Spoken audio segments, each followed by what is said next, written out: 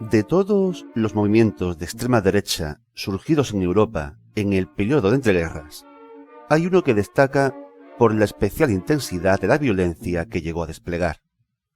Basada en la pretensión de la superioridad de los croatas sobre el resto de los pueblos de los Balcanes. Me estoy refiriendo a la Ustaša, fundada por Ante Pavelić en 1929, a quien se le atribuye la siguiente frase: un Ustaša que no puede sacar a un niño del vientre de la madre con una daga no es un buen Ustaša. Sobre este personaje y su siniestra obra a la sombra del nazismo durante la Segunda Guerra Mundial tratará este vídeo. Te doy la bienvenida al vertedero de Kratos.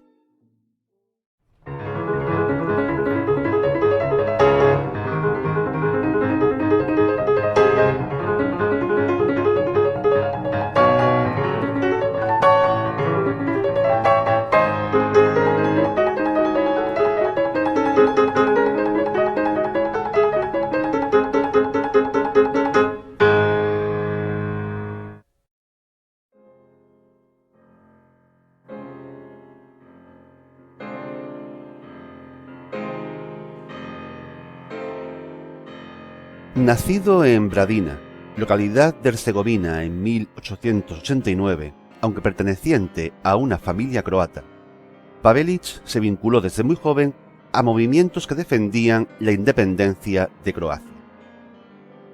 Ello le causó problemas con las autoridades del Imperio Austrohúngaro, pero tras la Primera Guerra Mundial y dentro ya de la nueva Yugoslavia, inició una carrera política dentro del Partido Puro por los Derechos, ala más radical del independentismo croata.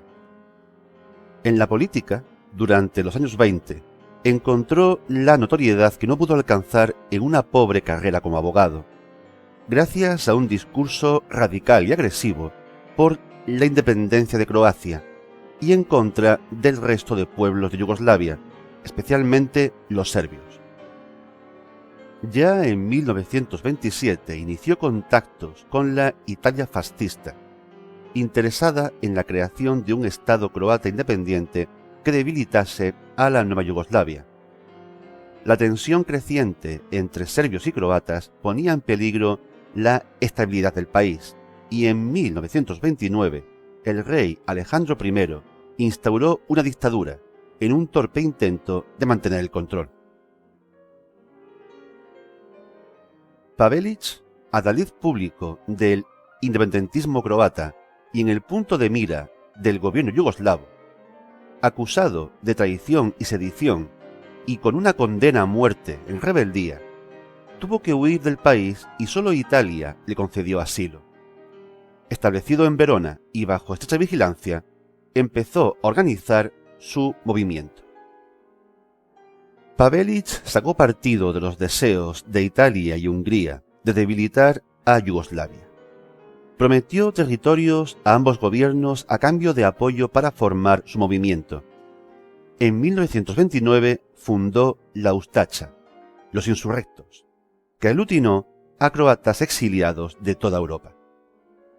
El ideario de la Ustaša consideraba que todo territorio habitado o que hubiera sido habitado por croatas era croata y negaba a cualquier otra comunidad el derecho a asentarse allí. De igual modo, excluía cualquier posibilidad de formar un estado común con los serbios o con cualquier otra comunidad eslava, y marcaba como objetivo la disolución de Yugoslavia mediante la lucha armada. A medida que reunía partidarios, estableció campos de entrenamiento en el norte de Italia y en Hungría. Llevó a cabo dos intentonas de levantamiento armado en Croacia, en 1932 y 1933, que fueron un fracaso. El primer éxito de la Ustaša fue atentar contra el rey Alejandro en Marsella, en 1934, causando su muerte. Sin embargo, el tremendo escándalo causado por este suceso obligó al gobierno de Mussolini a distanciarse públicamente de Pavelić y de la Ustaša. Los mantuvo internados en diferentes enclaves aunque en condiciones muy cómodas hasta 1940, cuando Mussolini resolvió volver a utilizar a Pavelić para aumentar su influencia en la zona balcánica. Pero a estas alturas, los planes de Alemania se impusieron.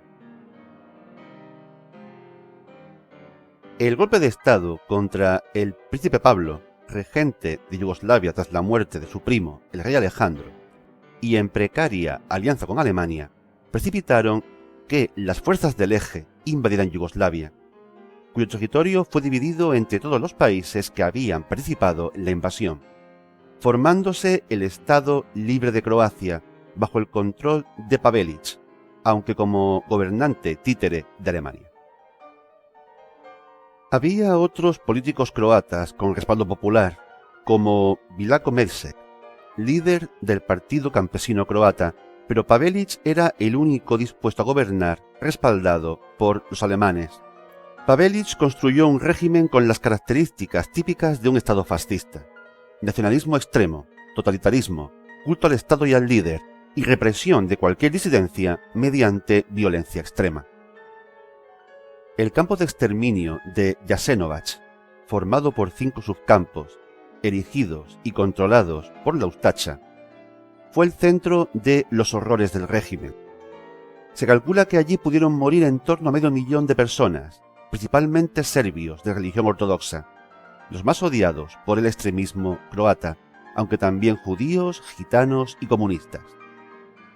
La crueldad desplegada por la Ustaša en su afán por exterminar minorías resultaba impactante hasta para los alemanes.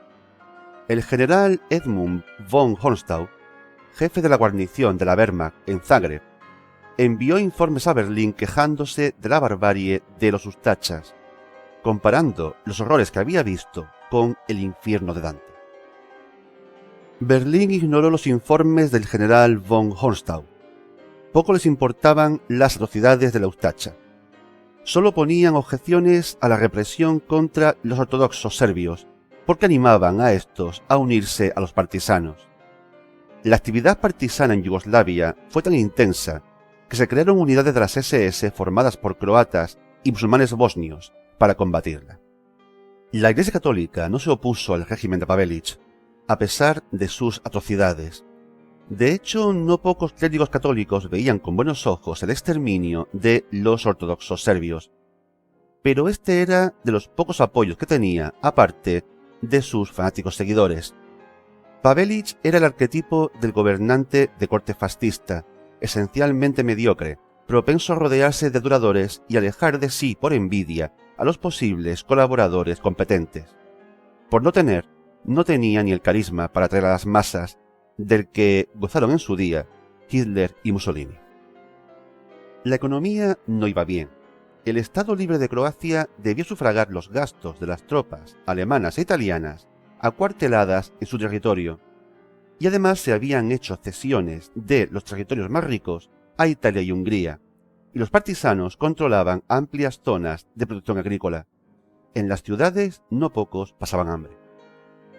La mayor parte de la población no veía con buenos ojos la represión contra la minoría serbia ortodoxa, no tanto por escrúpulos como por miedo a futuras represalias. Los odios acumulados en esta época durarían décadas y acabarían por estallar en las guerras yugoslavas de los años 90. Pocos días después de la derrota alemana, Pavelić huyó del país, primero a Austria y luego a Italia, donde contó con la protección de la Iglesia Católica. También gracias al poco celo de los aliados en perseguir a anticomunistas, una vez concluidos los juicios de Nuremberg, pudo pasar a Argentina, donde se reunió con su familia. Empezó llevando una vida discreta en Argentina, amparado por el régimen de Perón. Sin embargo, pronto reanudó su actividad política, pretendiendo ser el referente de los croatas exiliados tras la guerra. El gobierno yugoslavo del mariscal Tito exigía su extradición y, una vez caído Perón, la posición de Pavelić en Argentina se volvió precaria. Fue tiroteado en 1957 por el serbio Blagoje Jojović, un antiguo partisano.